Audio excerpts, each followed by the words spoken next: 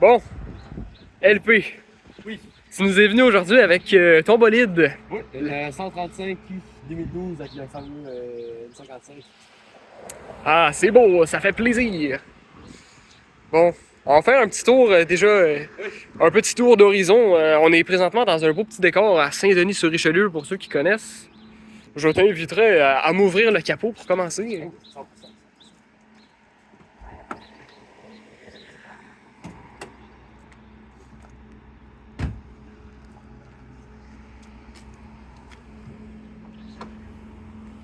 Voilà, le fameux N55 dans son C'est un jus. peu sale avec l'Intake Burger Motorsport. C'est pas mal ça, les améliorations qui ont été amenées à ce moteur-là. Ouais, environ 360 chevaux avec une tune MHD. J'ai un downpipe cutlass avec un Axotac. C'est pas mal juste ça. Honnêtement, c'est simplement pour ce genre de véhicule-là, environ 1400 livres. 1400 kilos, pardon. 1400 kilos. Ouais. C'est amplement pour avoir du plaisir. Je confirme, c'est Au arrière en plus. c'est très efficace en effet. Ouais, exactement. Donc, ce qu'il faut savoir, c'est que c'est une des rares 135 qui est manuelle. Je t'invite à m'ouvrir la porte, s'il te plaît. Voilà. Elle est manuelle, ce qui est assez rare en Amérique du Nord. Là, pour ceux qui ne savent pas trop, on a beaucoup de voitures automatiques. Donc, ça fait plaisir d'avoir un vrai driver's car. Avec les 3 pédales, évidemment. Donc, petite spécification sur ton intérieur. Est-ce qu'il y a des petites choses? Ouais. Ça a été. Bon, on peut ça ici. Mais il a été spec avec le full leather package. Donc ça veut dire que le cuir sur toutes les portes, le cuir ici sur le dash, tout l'intérieur le cuir, la bouton centrale, les pans, le volant. Ça, c'est assez atypique. Il n'y a pas le iDrive. Le iDrive, c'est l'espèce d'écran qu'il y a au milieu. Il n'y a pas aussi le toit ouvrant. Ouais. C'est vraiment un driver's car. Il n'y a pas trop de technologie, il n'y a pas trop de poids qui augmenterait le centre de gravité. Pour de vrai, c'est vraiment moi comme char. C'est pas moi qui l'ai spec, je l'ai acheté il y a environ 1 an. Puis si j'avais acheté comme neuf, je l'ai acheté exactement dans cette spécification. Configuration. C'est bien, c'est bien. Bon, on va switch à l'arrière du véhicule. Tu peux voir aussi le pot d'échappement. En effet. Normalement, d'origine, c'est 2 pots d'échappement. Deux petits ronds. Ça, c'est ce qu'on a ici. Qui fait des jolis barbares si on le veut. Un peu plus agressif. Exactement, un peu plus agressif. Yep.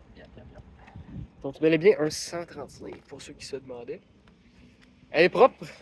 Les petites jantes d'origine. Ouais, ça fait plaisir. Au début, je croyais que c'était des jantes de 3,35, mais après avoir exploré un peu les manuels du propriétaire, j'ai vu dans les images que c'est des mags d'origine de 135. Donc, silver, argent, comme de m'appeler, j'adore ça. Honnêtement, Silver Wheels Gang. Ça vient bien matcher ici avec en effet, le contour, le fameux contour. Ah, c'est bien, c'est bien. Beaucoup de monde vient mettre ça noir, et mettre les mags noirs. Mais je trouve que ça enlève un peu le contraste de l'équipe. C'est vrai, ça l'ajoute du cachet. Exactement, ça ajoute un peu le nom de la couleur? Le nom de la couleur, plusieurs personnes vont penser que c'est Laguna Seca Red. Mais celle-là, c'est Crimson Red. C'est une couleur pour les séries E de BMW. Ouais, donc Crimson Red. Pas pire.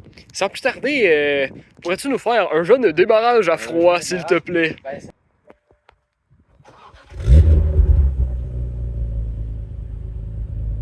Ça sonne bien, c'est efficace.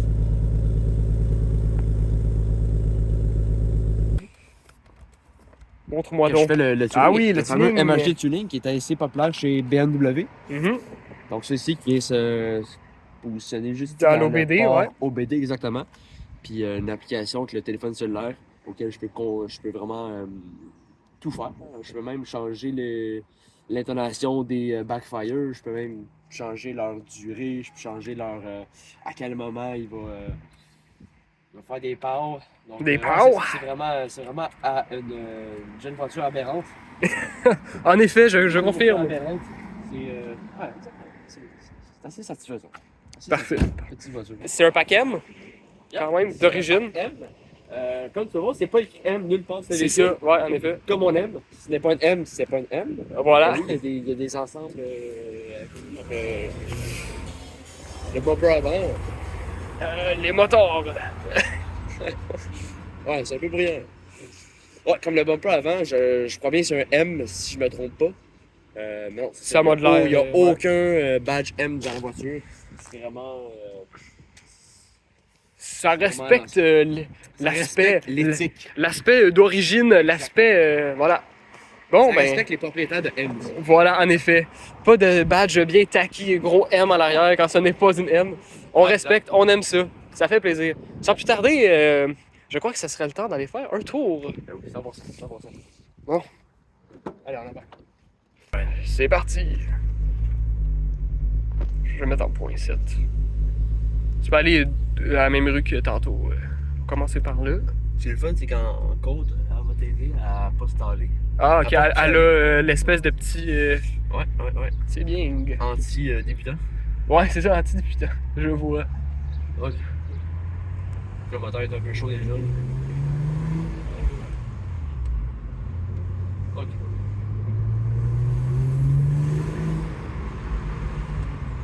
Aïe aïe aïe. Donc ça, on a des petits 528. Maman le touring. Ouais. À l'ancienne, ça fait plaisir.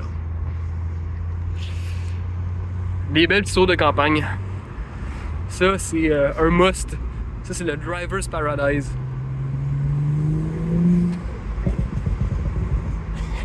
Ça chante bien. Ah ouais. On va regarder un peu les gens dans Les voisins.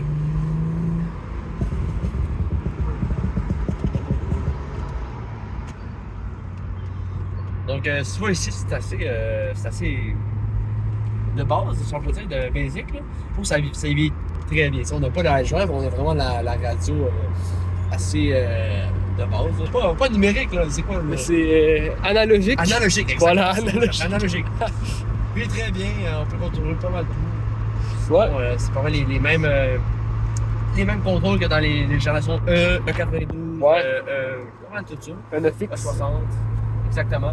Donc, c'est pas mal ça. Ouais, c'est bien, c'est efficace. C'est assez simple. efficace, Avec les exactement. boutons comme on aime. Hein. Le bouton le plus important, hein, ici. Évidemment, ah oui, le traction control. Allez. Exactement, le plus important. Allez. Pour se faire plaisir. Exactement. On vous retrouve directement pour un bel essai en extérieur.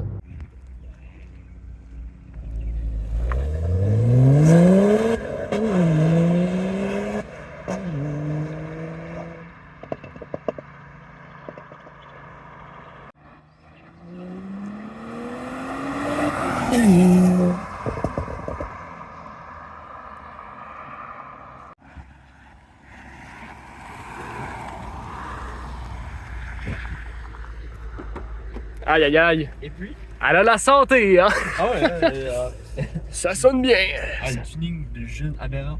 Sur une autre note, Ouais. que fais-tu dans la vie, mon cher LP? Moi, je suis étudiant en finance à l'université et aussi je travaille dans l'automobile. Je fais un peu de préparation de véhicules, maintenance, ben, pas la maintenance, mais plus un peu de tout sauf la vente.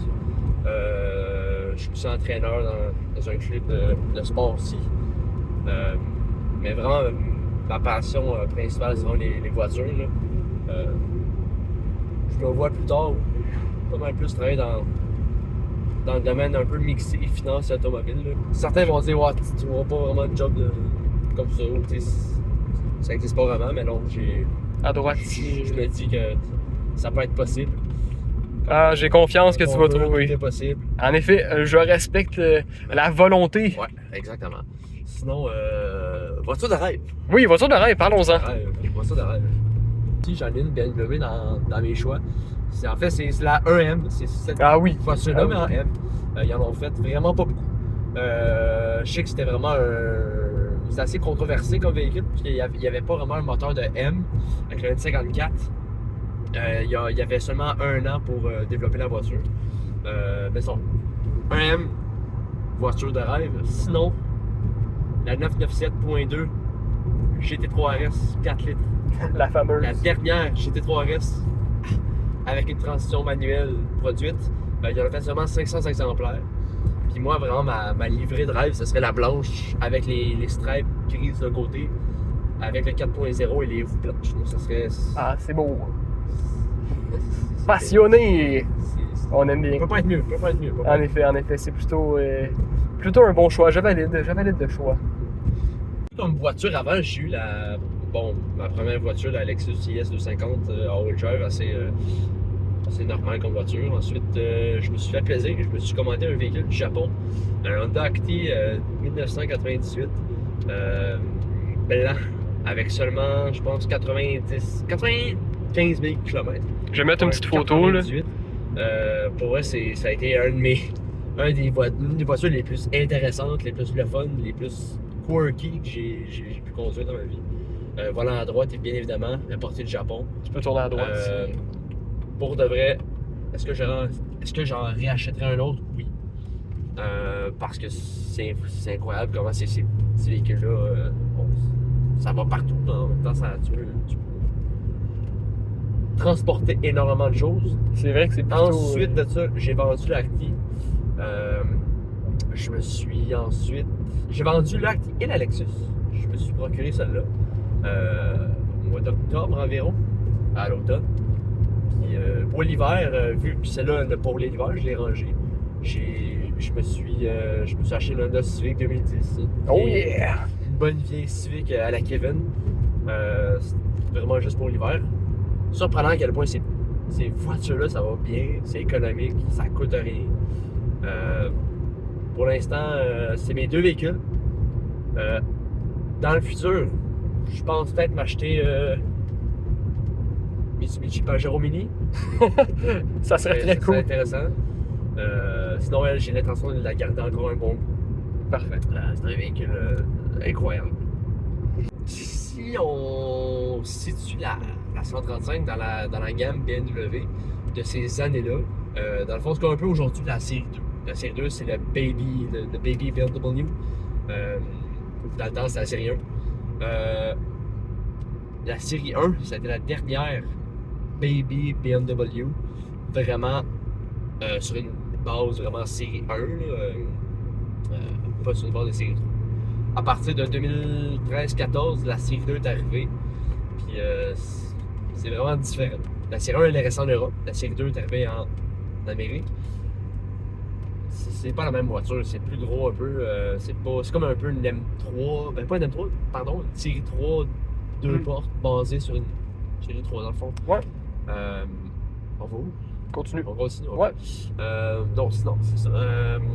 La série 1 pour moi, c'est vraiment t'as une série 3, dans la mécanique d'une série 3, dans le cas ici de 335, dans une enveloppe beaucoup plus petite, plus agile, plus légère. Oui, certains vont dire, ouais, mais moi je veux un 4 portes pour ma famille, ok. Mais pour ma part, les deux places en arrière, comme tu peux voir, il y a assez de place.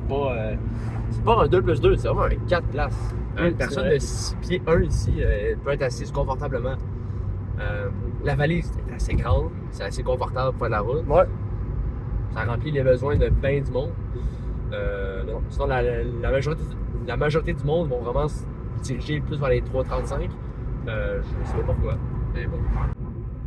Elle n'a pas vraiment de véhicule auquel elle peut se comparer vraiment. C'est comme la baby BMW. La A3, c'est le bébé Audi. Ou sinon la CLA, c'est le bébé Mercedes. C'est pas vraiment comparable. C'est pas vraiment des véhicules qui sont comparables vraiment. Ou sinon, je pensais peut-être à, je sais pas, une GTI. Mais tu sais, une GTI Golf R, c'est pas du tout le même véhicule. Donc vraiment, c'est pas un véhicule c'est un véhicule pas mal qui est seul dans sa catégorie, ouais. C'est ça. C'est pour ça que je trouve ça intéressant. Je pense qu'avec le temps, le monde va commencer à apprécier. Parce qu'il faut noter aussi que c'est un design assez controversé quand le véhicule est sorti, hein, avec les phares qui peuvent... Les phares un peu fondants, les bas de caisse comme un peu en banane. C'était vraiment... c'était spécial, mais je trouve que ça vieillit bien. Puis que ça vient un peu diversifier la gamme.